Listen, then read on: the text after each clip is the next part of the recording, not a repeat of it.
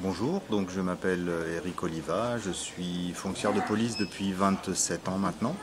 J'ai commencé ma carrière sur la région parisienne, plus exactement sur le département de Seine-Saint-Denis, où j'ai travaillé 10 ans et puis ensuite je suis parti sur Marseille, l'évêché, où je suis resté 5 ans et depuis 11 ans maintenant je suis à la caserne au Var à Nice en brigade de police judiciaire. Plus exactement en brigade des stupéfiants. Donc je me suis mis à l'écriture il y a à peu près 6 ans, 7 ans, et j'ai écrit avec le Vase Rose mon 5e roman, qui est plus un thriller qu'un polar, ce que j'avais l'habitude d'écrire jusqu'alors.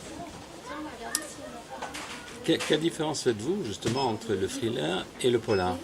Alors le polar, ça reste pour moi une enquête policière, c'est-à-dire que c'est mon métier, donc je sais depuis le temps de quoi je parle. Et lorsque j'écris un polar, j'essaie de prendre une enquête du début à la fin avec tout ce qui peut se passer au milieu. Ça, c'est ce qu'on appelle généralement les polars policiers purs. Pour le Vase Rose, j'ai essayé de changer un petit peu mon fusil d'épaule parce que j'avais envie d'écrire quelque chose de plus noir. Donc il y en a qui l'appellent thriller, il y en a qui l'appellent roman noir. On va dire que c'est un mélange des deux.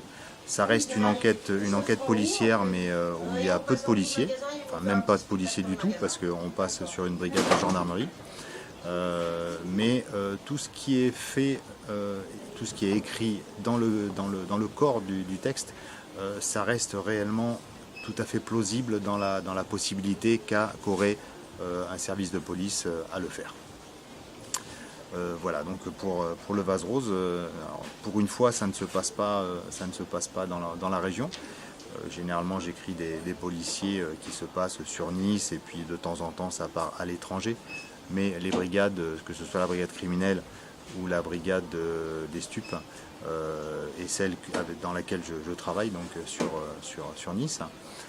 Mais là, j'avais besoin d'écrire une histoire qui se passait dans des villages. Donc j'ai choisi les Monts du Lyonnais et pour faire travailler une brigade de gendarmerie, notamment la brigade de gendarmerie de Mornan.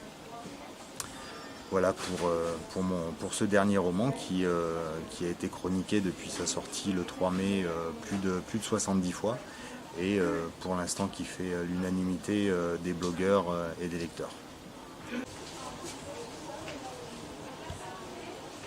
Comme je le disais, le Vase Rose a été édité aux éditions Tornada. Tornada qui est une petite maison niçoise qui a 4 ans d'existence. Et j'ai été contacté par Joël qui m'a expliqué sa façon de travailler et qui m'a vraiment plu. Une petite maison qui donne beaucoup de soi pour faire la promotion du roman et qui a vraiment de très bons auteurs un petit peu partout en France.